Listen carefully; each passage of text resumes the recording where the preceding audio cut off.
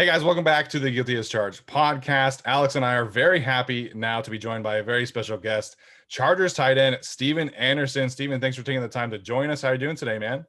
I'm doing great. I'm doing awesome. Camp starts on Tuesday, so I'm excited to get my rest. Just chilling here watching the Olympics, so really good. Are you back in LA or are you still back home? Yeah, I'm back in LA. I've been in LA for really majority of the whole off season. So. Very cool, man. We're all very excited that training camp is starting back up too. The off season is always a long one, but obviously really happy that football is back. So, I think you're a very interesting player for the Chargers this year, in particular because of the way that you ended the season. Obviously, Hunter Henry is gone as well. With the way that you ended this season, what would you say kind of clicked for you? Because you had some great games down the stretch. Was there a particular thing that really kind of just came together for you, or what would you attribute your success to close the season to? One thing that's been big for me with this, just throughout my whole career, going back to college, is opportunity. I think that just with Hunter being out, with the amount of snaps that he was taking per game versus me and VP and Bird, well, Bird was hurt, but it's all about opportunity. And Yeah. Before then, I was not really on the field like that. Wasn't getting the ball, but it's all about just kind of taking advantage of opportunity. So I wouldn't say anything in particular clicked. I prepared for that game just as I did any other game. It was just I got the opportunity to make plays. So, going into next season, how do you sort of build off of those last two games of the regular season last year? Just kind of continue to prepare how I was.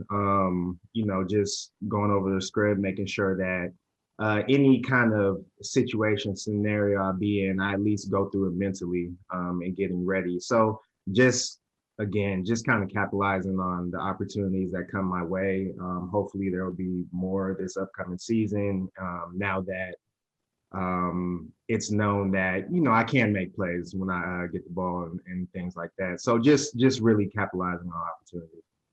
Yeah, I'm glad that you mentioned, the mental preparation standpoint, because that's obviously has been, a big emphasis from Brandon Staley and the new coaching staff, and really kind of focusing in on that in the OTAs.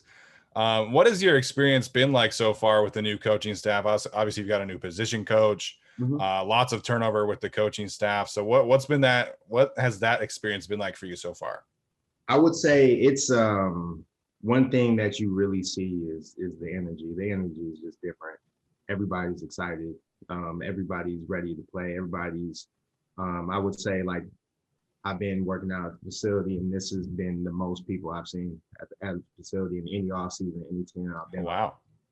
So it's really exciting when you have a coaching staff come in and just kind of they're upfront with their expectations. They're upfront with how we're going to go about things, and it's just excitement is like the word that kind of jumps out because offense, defense, special teams, there's just new opportunity for everybody, and it's really exciting.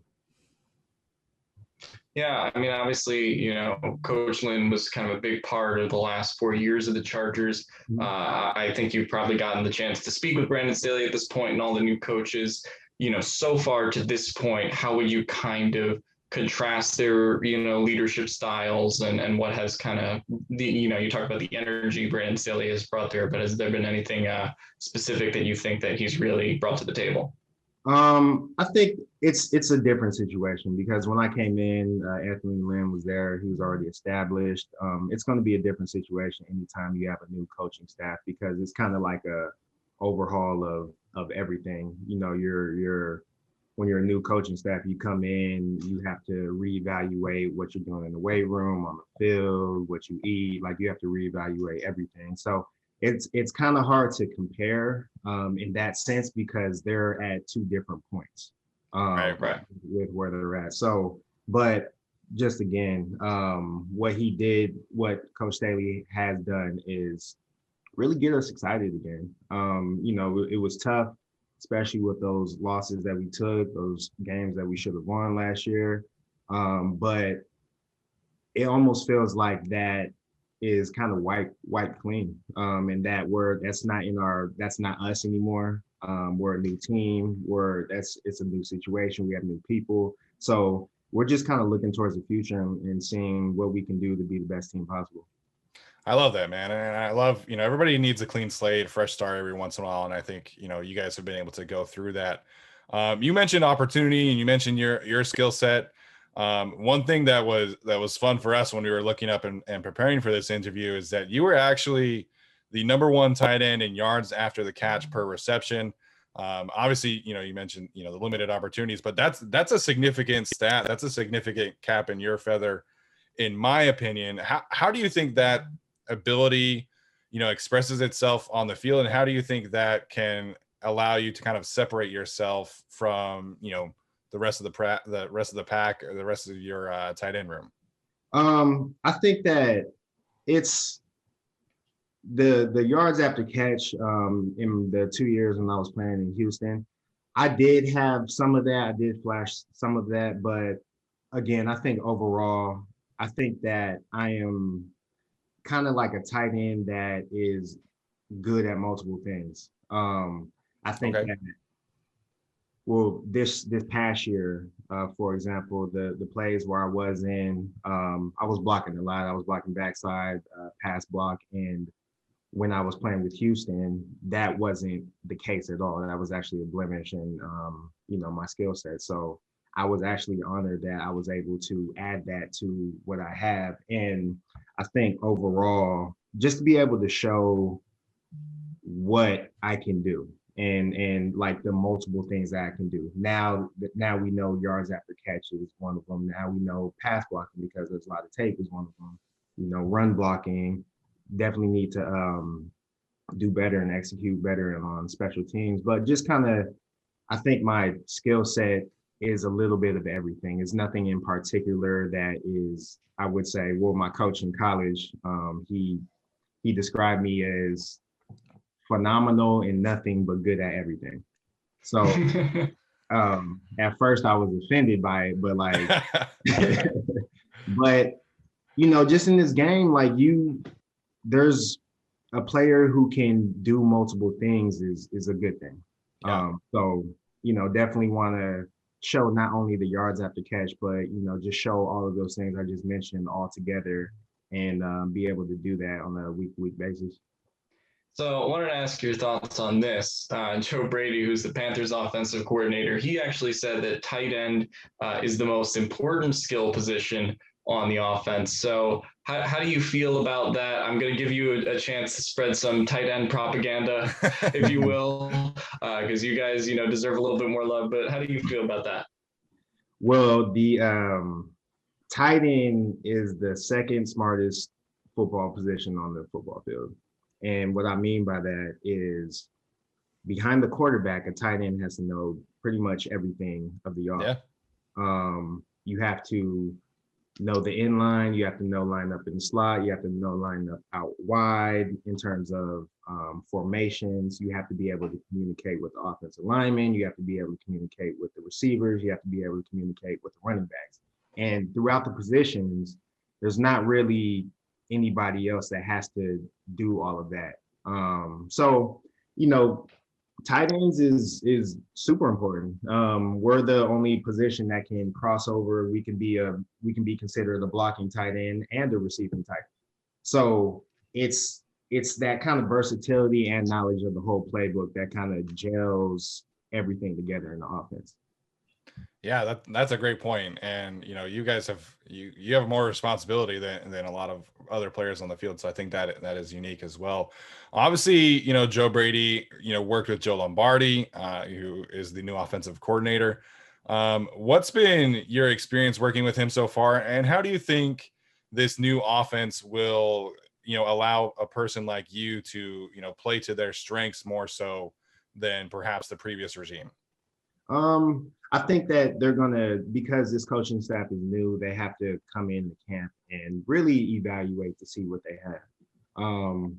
And I think that'll be important, because instead of saying, hey, we're gonna continue with what we had going years previous, these coaches are from all over. These coaches are from New Orleans. My tight ends coach from Green Bay. Coach Staley's Yeah. Rams. Like our O-line coaches from the Raiders, I believe. And so it's all over different coaching trees. So they really have to just plainly evaluate us. And I think that when you do that, you'll be able to find out some things that other coaching staffs may have not have discovered. And I think everybody's going to get a fair shot, a fair opportunity to show what we have. And there's going to be a lot of wrinkles on top of that because we're kind of in this discovery mode of what the roster is.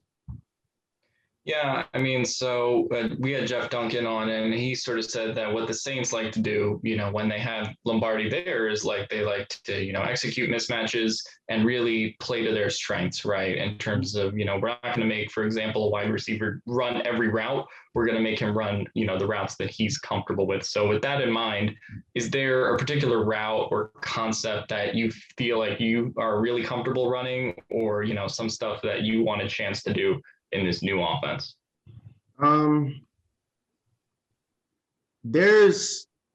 It's kind of funny because there's not really one route that I'm saying like, ooh, like this is great. I feel good with majority of the short to intermediate routes. I don't think they're gonna have me running on too many go balls at all. I think Missed opportunities, man. It might happen because Herb, he'll throw anything, and he has the arm to get it there. So absolutely, I think that they will initially have T. Billy and Jalen Guyton on those go balls, but I will do my best to master the short to intermediate. But yeah, it's nothing in particular, but again, with the versatility of the Saints offense and what they were doing with all the formations and stuff like that, I think anything is possible because I think we have a lot of versatility amongst running backs, tight ends, and receivers. So we can do pretty much anything we want to.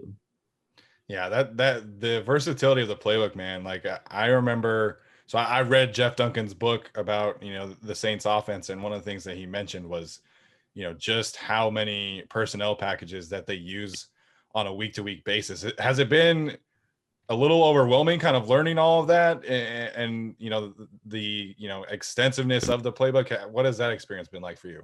I think that just to not shock our whole systems, I think they've been taking it slow. They've been taking it slow. Our OTAs were mainly walkthroughs. So they've been taking it slow. I think it's going to ramp up a lot in training camp, but they've been doing a good job of introducing these concepts on the day-to-day. If we have questions, they encourage us to like stop and talk about it just so we can all get it, so we can all understand it, because at the end of the day, we're the ones who's on the field and we need to understand it. So I think that we are building up. I can see where it can go, but right now we're taking it day by day so we can master the basic concept. Yeah, I think that's super important. I'd be remiss if I didn't ask you about, obviously last training camp, you were, working with the backups, and so was Justin Herbert. Mm-hmm. When did you guys figure out that this guy is special? Like he's going to be a legitimate quarterback in this league? About halfway through the first quarter of the Kansas City game, really. Okay. It's crazy because I was able to be there in Houston when Deshaun Watson had his rookie year. And, we did have preseason games then, and it was kind of hard. That's why it shocked everybody, is because there were no preseason games last year. Yeah. It's tough to really evaluate somebody without some kind of live bullets flying, because, you could look good in practice or you can look good in certain drills, but, when 290-pound DN is running at you, then it's a little different. Your mind moves differently. But Herb has it all. He has the accuracy, he has the throw power, obviously. He has the poise, which is really the biggest surprise of me, to go in against the, at the time, defending champs, first home game, all that stuff. So, he's a top quarterback in this league, and I think he's going to be there for a long time. Yeah, I mean, going into Watson and Herbert, I'm not going to ask you to pick a favorite. I don't want to take any risks there. Mhm. But what would you say is kind of the best thing each of them does individually? Um, I think that Herbert, like the zip that he has on the ball, like he's going to get it there wherever it needs to be. He's going to get it there. That's like the first thing you notice. It's just like, okay, like, Herb's throwing the ball, so I gotta be ready for this one because each quarterback goes different. And Deshaun, he has the play is never over with him. As Yeah. you guys seen, the play is never over. He's gonna try to make that play. He's gonna try to do whatever he can to score, get that first down, prevent that sack. So I think those are like the big qualities that you notice between those two. Awesome. I love that. I'm always interested, in hearing players' experiences with the different elite guys. So that was really cool to hear. Last question here. This has been great, Stephen. What is your mindset heading into training camp, which, like you said, is coming up in a couple of days? Yeah. It's just kind of really one, I want to be a leader out there. I think I'm to the point. I have a lot of experience being on different teams. There's a lot of young guys. Definitely want to be a leader. One, um, and just like I was speaking earlier, just be able to show all that I have as a player. I played my first 2 years and was on practice squad, so there's not too much game tape. um, so I just want to be able to show all I have because I feel like I have a lot to offer as a football player. Um, and really, I think the whole team's goal is to be healthy and go into the season healthy. So those are like the main three things. And, I'm really, really excited about this opportunity. Yeah, thanks for coming on the show, Stephen. And I want to just point out something to you. I'm just happy that you spell the name correctly when it comes to Stephen, because our guy, he spells it with a V, and my dad spelled it with a PH, so I just assume that's the right way to spell it. So congrats to you on that. I appreciate that. It was people were calling me Steven for like the longest time, and then Steph Curry came to the Bay Area where I'm from. And then it's like Steven. Hey, man, like phonetically, like PH makes a f sound, not a v sound. So, Yeah. it is what it is. Stephen, thank you so much, man. We wish you nothing but the best this in the next month or so. Like you said, we hope you are able to stay healthy. Hope the whole team is able to stay healthy. And can't thank you enough for taking the time to join us, man. Awesome. Thank you very much.